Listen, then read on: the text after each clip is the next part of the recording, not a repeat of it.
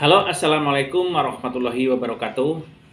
Selamat datang dan selamat berjumpa kembali di channel saya Puji Prayoga, channel yang penuh inspirasi dan motivasi.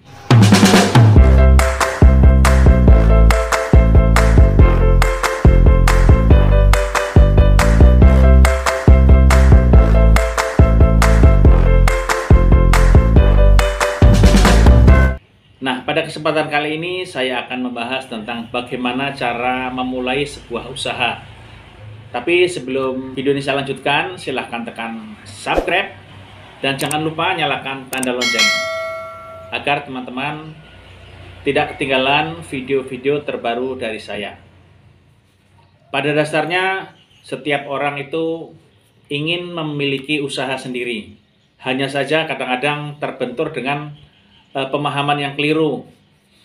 Harus modalnya banyak, harus ada tempatnya dulu, harus ada ini. Tetapi ini sebenarnya langkah yang paling awal sebenarnya bukan itu, tapi pertama kali adalah yaitu memutuskan untuk usaha apa yang paling cocok untuk dirinya. Tetapi untuk mendapatkan satu kecocokan itu pun perlu analisa lapangan.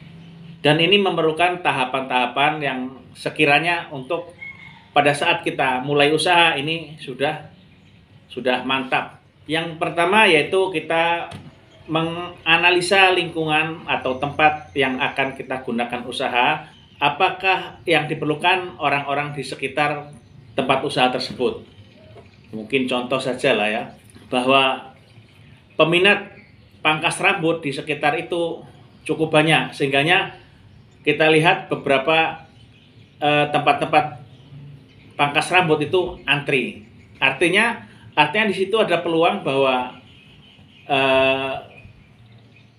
pangkas rambut yang ada di sekitar itu mungkin masih bisa atau masih memerlukan pengusaha pangkas rambut yang baru. Ini contoh saja, mungkin seperti beras. Kebutuhan lingkungan kita sebenarnya seberapa sih secara umum. Berarti artinya apa? Artinya kita memiliki kesimpulan bahwa di situ masih banyak pembeli.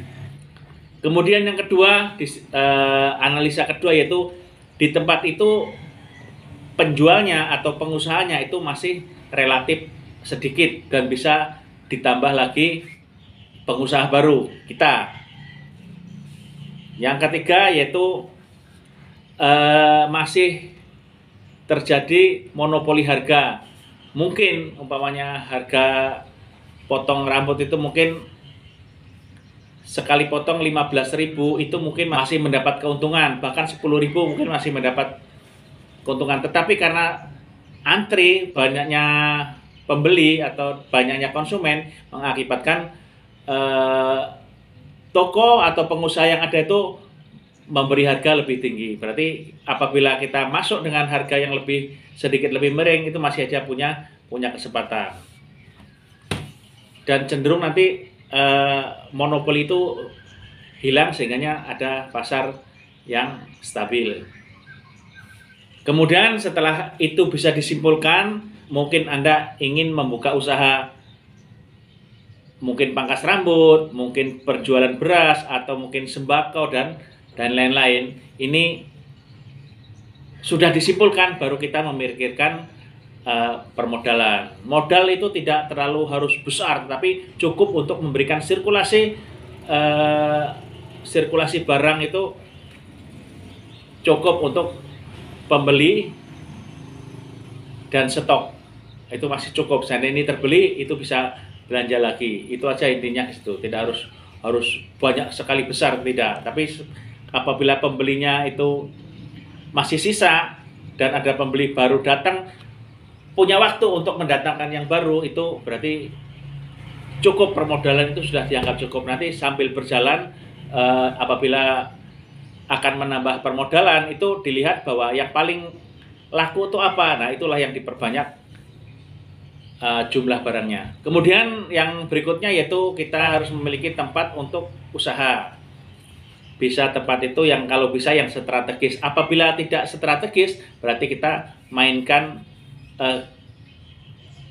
harga atau informasi kepada konsumen atau hadiah dan sebagainya itu untuk memungkinkan bahwa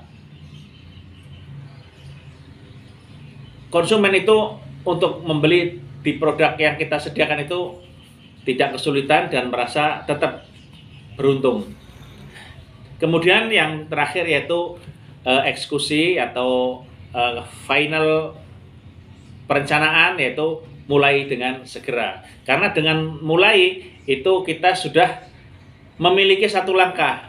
Soal nanti akan ada apa yang berikut itu akan diketahui setelah kita memulai. Karena apa? Ada salah satu motivasi bahwa sebelum kita mulai, kita tidak akan pernah tahu apa langkah selanjutnya.